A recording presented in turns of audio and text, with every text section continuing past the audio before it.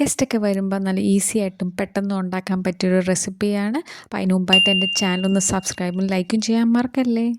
Boneless chicken എടുക്കുക.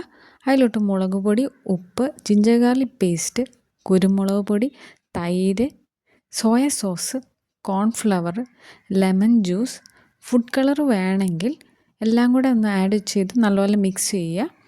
Rest ചെയ്യാൻ ഒരു 10 മിനിറ്റ് വയ്ക്കുക. എന്നിട്ട് ഇതൊന്ന് മാറ്റി വയ്ക്കുക.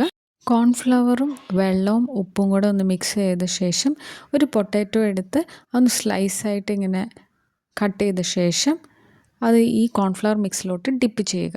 ഇനി മാറ്റി വെച്ച് ബോൺലെസ് ചിക്കൻ എടുത്ത് പൊട്ടാറ്റോയുടെ നടുക്ക് വെച്ച് ഒരു ട്യൂത്ത് പിക്ക് വെച്ച് കുത്താം.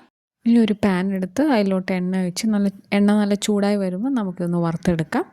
ഇത് തിരിച്ച് മറിച്ച് ഇട്ടിട്ട് നമുക്കിത് സെർവിങ് പ്ലേറ്റിലോട്ട് സെർവ് ചെയ്യാം. വളരെ ഈസി ആയിട്ടുള്ളൊരു റെസിപ്പിയാണ്. ഗസ്റ്റൊക്കെ വരുമ്പോൾ ഈസി ആയിട്ട് കുട്ടികൾക്ക് സ്കൂളിൽ നിന്ന് വരുമ്പോഴൊക്കെ ഉണ്ടാക്കാൻ പറ്റിയൊരു റെസിപ്പിയാണ്. അപ്പോൾ എൻ്റെ ചാനലൊന്ന് സബ്സ്ക്രൈബും ലൈക്കും ചെയ്യണേ.